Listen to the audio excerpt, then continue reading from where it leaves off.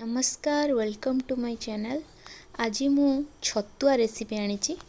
तो छतुआ बनैबा पई मु एठी चूड़ा बुट मखाना काजू ओट्स राशि आलमंड अखरोट बादाम पम्पकिन सीड चिया सीड एतिकी ही आइटम नहीं।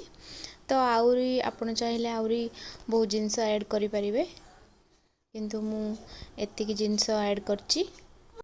फास्ट मु सबको बहुत भल से भाजी नहीं। फास्ट चूड़ा तापर बुट एमती सबको गोटे गोटे कर भाजी नहीं। आपड़ चाहिए सब एका संगे भी भाजी पारे, किंतु मु सिंगल सिंगल भाजी। छतुआ देहपाई बहुत ही हेल्दी होता है। आपन को सकाଳେ ब्रेकफास्ट भी खाई पारे। जदि आपण पाखे टाइम नहीं ब्रेकफास्ट बनवाई तो छतुआ भी आप सिंपल टिके क्षीर रे गोलेकी आप खाई पारे। तो पिला मानक पई ये तो बहुत ही हेल्दी होता है। तांको ब्रेन डेवलपमेंट पाई तांकर हेल्थ पाई छतुआ ही तांकर मेन खाद्य होता है।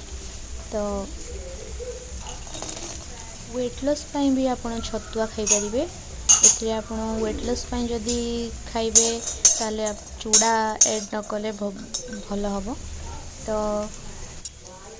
एथिरे प्रोटीन फाइबर सब किछि एथिरे छतुआ रे ही थाए, सब ही मिल जाई थाए।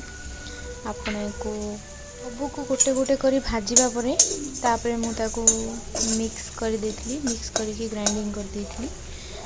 आपण चाहिले सिंगल सिंगल भी ताको ग्राइंडिंग करि परिबे। सिंगल सिंगल ग्राइंडिंग न कले ही भलो, कारण एका सहित करदेले ठीक कम समय रे भी छतुआ प्रिपरेशन हो जाए। मुझे बहुत कम कम क्वांटिटीर नहीं, कारण मु चूड़ा ही हाफ केजी नहीं तो से सब बहुत कम क्वांटिटीर नहीं। एठी मु राशि नहीं, कारण आपन जदि पिला मानक पई बनाउछंती छोट पिलांक पई 2 इयर्स प्लस पिलांक पई तो राशिटा आपन निश्चित ऐड करिवे। फ्लेक्सीड भी ऐड करि परिबे। मु फ्लेक्सीड ऐड करिया पई भूली जाईची, सेटा बहुत ही भलो होई थाए पिला मानक पई। तो मु एठी खाली पम्पकिन सीड और फ्लेक्सीड ऐड करची।